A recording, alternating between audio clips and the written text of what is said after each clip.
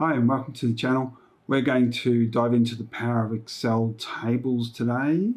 They're going to make your data smarter, cleaner and easier to work with. So let's get started. Let's look at some of the prerequisites that will make creating a table a little easier and simpler down the track to utilize the table to help you with other things. So first off, let's have a look here. We've got that the table's data must be organized in a contiguous range. So by that we mean that there is data, at least in most of the cells, either in rows or columns. So there's no completely blank columns in between the other columns or a completely blank row in the midst of the other rows. And if we have a header row, that makes life a bit easier because that's going to describe each of those columns. And you'll note too that the header rows names are all unique. So we don't have duplicate names that will cause the table's creation a bit of a problem, but nothing that we can't overcome. Now, within each column, we've got consistent data. By that, all of these are text columns in the main, except for our last one, which is a date column. So that's got date data in it. And in this format, we've got year dash month dash day. So all of that, if you scan down the column, is consistent. So for example, we don't have a number or a piece of text in there. And we don't have, for example, something, a line summing up the data that might be in our table. So complete contiguous rows and columns and consistent data in each column. And the bugbear of most people who use Excel, but still used by a lot of people that use Excel, is merging cells together. And that can cause a problem to creating your table first up. So make sure you don't have any merged cells. And there's the culprit right there, merge and center. Can be useful, can be a pain in the you know what. And whilst we have just a small amount of data here, it could be a bit bigger, it could be a lot bigger, but let's not hit the millions. Okay, so the table can be managed quite quickly if it doesn't go to an excessive amount of rows or columns. And a couple of other things that we'll have a look at as we go through. So I'll revisit these, but creating a table name, very useful. So you can identify which table it is. Your workbook may contain many tables, not just this one. So being able to recognize it by name, so cool for lots of reasons, particularly when we come to refer to that table with, say, pivot tables or charts and things of that nature. Now, you'll notice that I do have a little bit of formatting here. That's not going to cause us any drama, but I don't have an excessive amount of formatting in terms of borders and so on, because part of a table is that it's going to give us some formatting. And as I mentioned earlier, there's no subtotals or grand totals in the data. When we create the table, we can institute that automatically. So that's one thing to not have, particularly in the midst of the data. That creates no end of problem. So why we are doing all this is to get some of these benefits here. And as we'll see once we've built it, that you can get formatting automatic, built-in sorting and filtering, and the range will grow as the data grows, and we'll make formulas simpler by this thing called structured references. It's just where it uses, instead of a cell reference, it'll use the column name as part of creating a formula.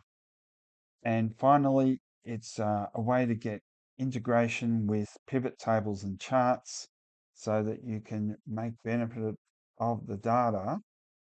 And as it grows, it will then feed the chart or the pivot table with the new data all seamlessly. So it's a very cool way to use your data. So let's have a quick look at how we can do this. Now, you'll see that we're on the Home tab, and I've just got my cell pointer located somewhere in the midst of this table with contiguous rows and columns. And you'll see on the Home tab, in the Style, which is where we have this Format as Table drop-down option. Now, that's the first thing we can come across is what colors to use. So that automatic formatting. I like to keep things simple, so I'll just choose this very light, plain and basic one. And let's maybe apply a little bit of color. We might even go to adding the color to the headings. So that's what that first line refers to, is the color of your headings will be that color, and then the table data, that color. As opposed to this one, for example, where we've got alternating rows that are colorized with this aqua color. Let's see this one first. I won't gabble on too much. Now, we are prompted to say confirm that the area of our table, which it's automatically defined, you'll see the marquee, or some people call it the marching ants, around the range that our data is contained in. And we have a checkbox here to say that my table has headers, which it does. Now, if it didn't, and we went ahead and created a table, each column heading would be column 1, column 2, and so on. So it's good to have the names in place first up. So yes, my table has headers, click OK, and that choice of colouring, if I click away, has been applied to that range of data. So yeah, automatic formatting, done. So by having that range already defined because of the contiguous data range, tick, and we had our header row, tick, and each column had consistent data, tick, no merged cells, and it's a reasonable size, only 20 rows of data. Okay, now you'll see when I click inside the table as well, we have a contextual menu. So the context of where we are presents this menu called Table Design. And that is where, if you're not happy with your choice of formats or styles, you can hover across all of the available ones. You can see it's probably getting a bit crazy for you. And you can get even to a very light version here, and so on. So getting a table doesn't mean you have to go mad with color, because there are these options available. But if color is, say, a branding choice for you, you can choose what's there, or ultimately you can generate a new table style of your own to match your branding exactly. Okay, so that's some of the options you can get with the formatting. Let's look at a couple of things around our table that define it as a table. So if we look at our header row, firstly, you'll notice we have these drop downs. So they are the filter buttons that are in place. We'll have a look at using them in a moment. But a filter button contains options to filter and sort in various ways the data that's contained in that column. So with those in place, awesome. But note, you can also turn off the filter button from the table design feature if you don't wish to display filter buttons. Okay, so it is an option for you to not display them. And the formatting choice that we made, the header being that aqua color and then the lines underneath each row, but we didn't choose to have a banded one. That can sometimes be useful because you can see that we can look across a row and see the data a lot more beneficially. Let's go down to the bottom right hand corner because there we can detect, it's a very small mark. Let me just zoom in a bit there. Right in the bottom right hand corner, we have a way to expand or contract the table to incorporate new data. But we'll see as we look at tables in a bit more depth in a moment, that is just a good indicator to show that something is a table. Given that we have the ability to format it in a variety of ways, such as that, it may look like just a standard set of data with some drop downs for the filters. But that little button there in the corner does tell us that it is an actual table.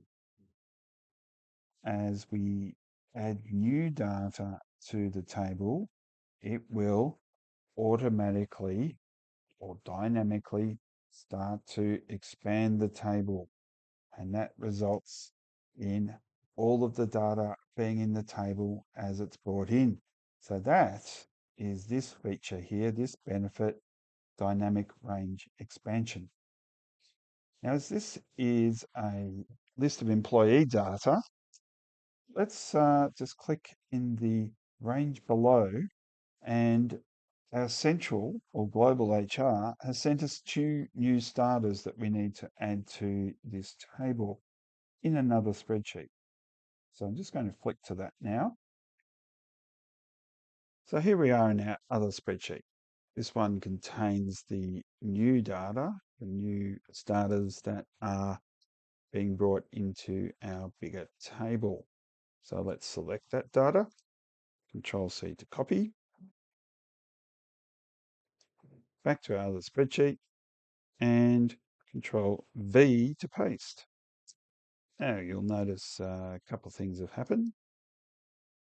Firstly, that data's come in. And secondly, the table has been extended to accept that new data. So cool. Now, the other thing that happens in a table, if you have a particular calculation, and you'll see that gets the default name column 1. So let's call this calculation. And of course, that generic column 1, column 2, column 3, once again, if you didn't have headers that had meaningful text, that's what you would get without those headers. So equals counts A, just to have something producing a numeric value. I'll just count that, enter, and watch what happens. That any calculation that you do in one cell automatically gets copied to the rest of the table. Such a cool feature. If you're finding this helpful, please give this a thumbs up and subscribe to the channel, and that way I can present more and more useful tutorials to explore the wonders of Excel. Now, to help recap a few things, let's look at how we create a table once again. Now, we've already used the format as table command here from home. Let's look at another nice little shortcut that'll get us there just as quick. So if I select either just somewhere in the range or the whole table, including headings, that's another way to approach it. Control and T, you guessed it, for table. And because there's contiguous rows and columns, it's defined the range that we want. which my table also has the headers. Click OK, and it's used the last formatting that I'd chosen earlier. Now, let's look at what makes it a table. It looks like it's got this cool formatting, the banded rows. The headers have the drop downs for sorting and so on. And we've got our little marker down the bottom right hand corner that shows that it is also a table. And another nice way is if you click on it, the context menu comes up and we know that we are in a table because that's recognized as such. And as we did earlier, let's give this a name, and we can't call it the same thing, but we can start the same way, TBL underscore, and I'll call this emp underscore bonus because I've got an additional column in here with a little bonus figure. So I'll hit enter, and that's now the name of that table. Now, for comparison's sake, I've got an untabled set of data here, and we're going to look at some of the things that make using that list different from using this list that's in a table. So let's have a look at, firstly, if we want to add that column of data. So let's grab it from this range here first. So I'll just put it underneath to have it close by, but of course we would put it somewhere else in our workbook. So let's start off with equals sum, open bracket, and select our range. And you'll notice it's 02 to 021. And when we hit enter, that's our total. You can see there, the range 02 to 021 is the total showing 59, etc. Let's do exactly the same thing, this time underneath and referring to our table. So equals sum, select our range. And if you look up here in the edit bar, you'll notice it's doing two things. It's using our table name and the column name to refer to that column of cells. And if we hit the close bracket and enter, let's have a look at it in total. So it's making that a bit more meaningful in terms of what it's referring to. It's referring to, in this case, 02 to 021. But here, in essence, it's saying in that table employee bonus, sum the bonus column. It's plain English. So making things very, very easy to understand, particularly, can you imagine if you're sharing this with other people and some real novices can then just see at a glance what that is actually adding up, because this would be potentially located on another sheet somewhere distant. So here we can find it very easily and recognize what it's actually doing.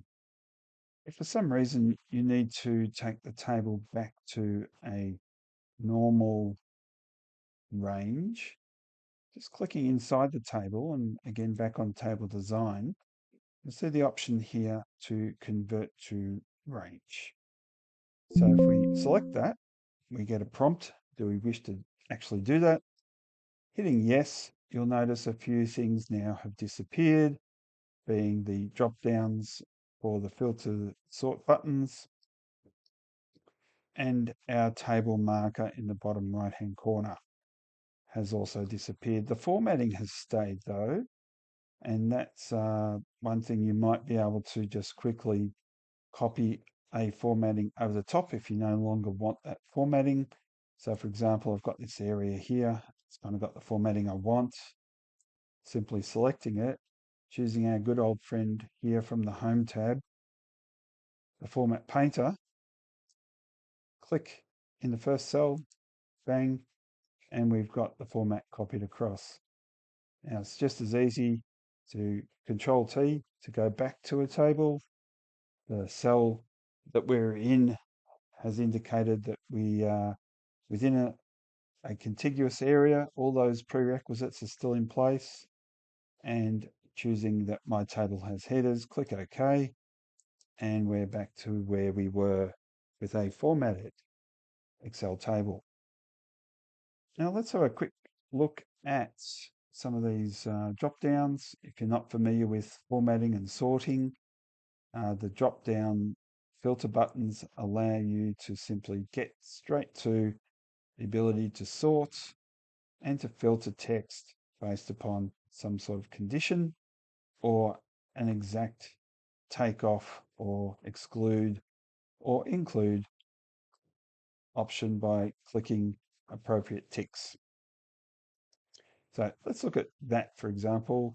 If we want the list now in last name order, choosing that, sort A through to Z, like so, or the reverse, Z through to A.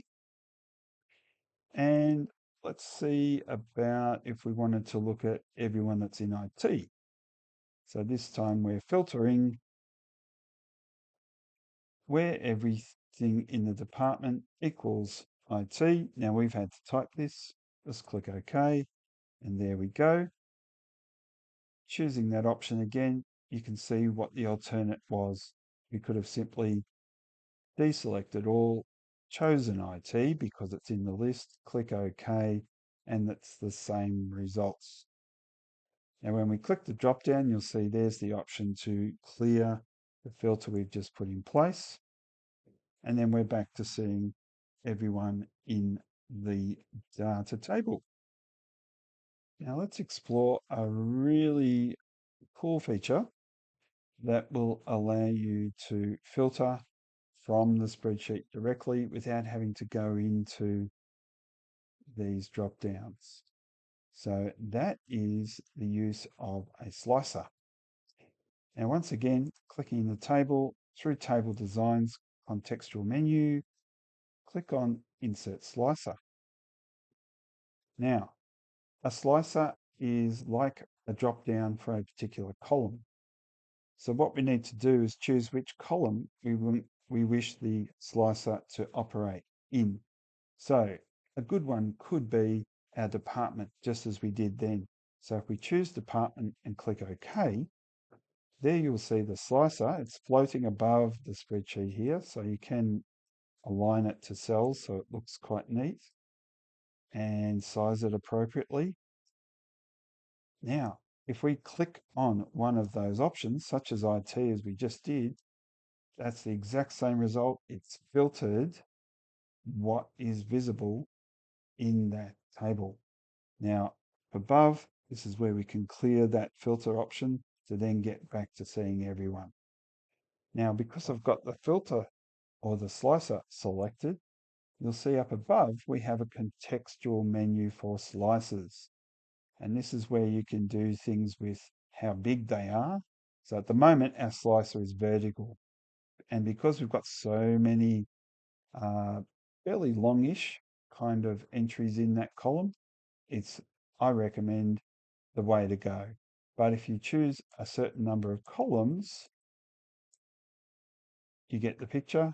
You will limit what you can see a bit, but this time all of the filter options go across horizontally. Reduce the columns to simply one, and you can resize the suit to see the entirety of them.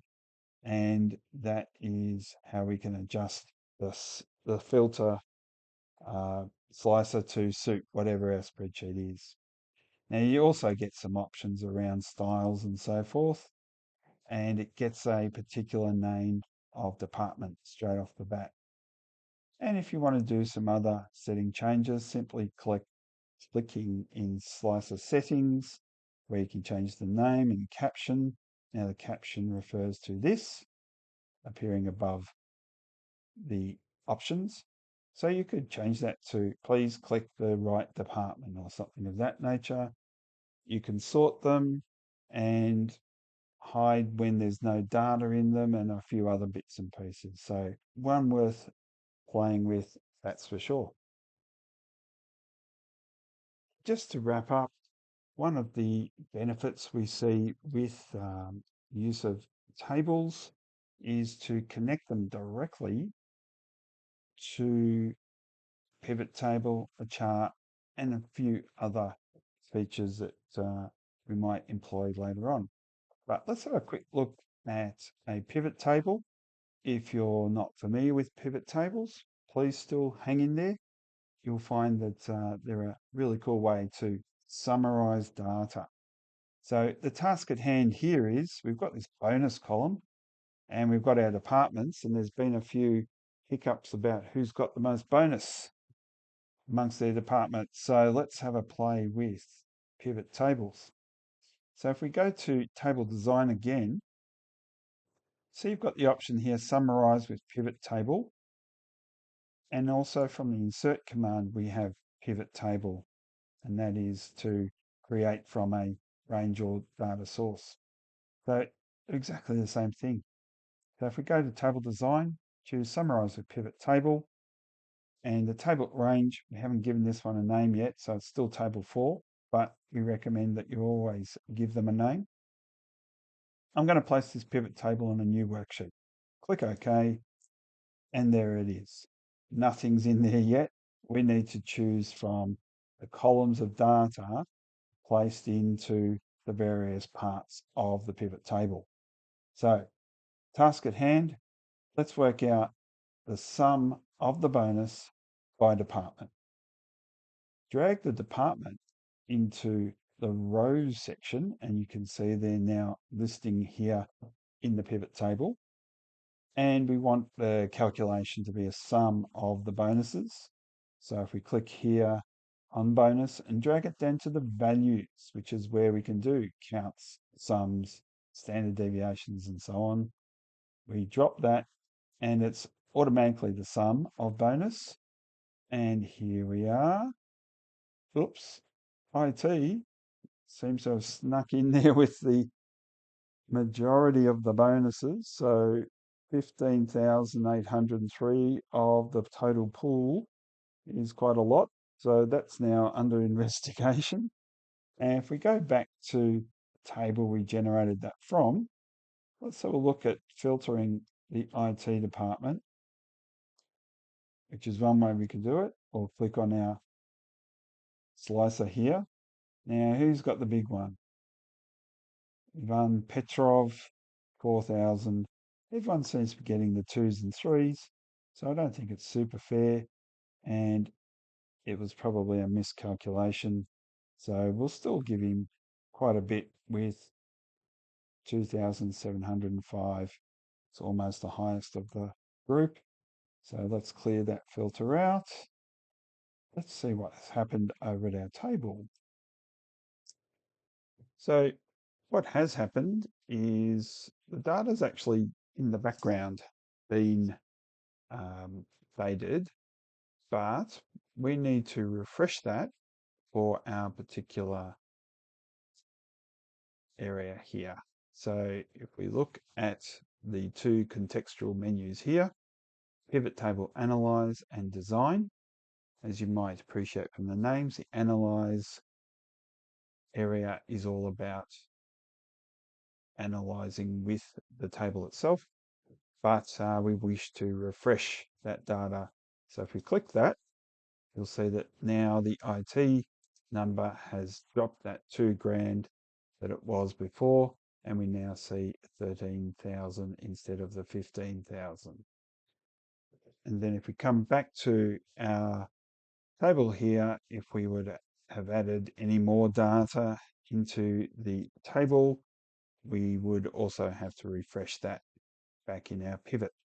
So there are some neat ways that you can get pivots to automate and refresh, and that makes the job a lot easier. Now, just one last little tip before we call it a day. As we saw earlier when we created a sum total of our bonuses, let's have a look at a neat way we can select the data as well. So if we start up our formula with equals sum, open bracket. Now, if I bring my mouse pointer up here to the bonus area, you see once it moves from the traditional cross for selection, we move up here just below where the column heading F is. When I click, you'll see I've selected the data itself. So it's a quick way to just create the formula very quickly. Now hitting enter will complete that for us.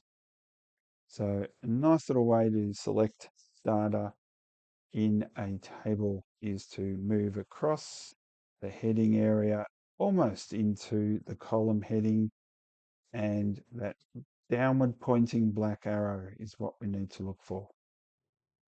Okay, well, I hope that's been of use to you, and you will continue to practice and have a little play with tables and all of the features that we've explored today. Hey, thanks for watching, and I hope you feel a bit more confident with Excel tables. The key now is to keep practicing, keep doing the stuff, and I'll see you in the next video.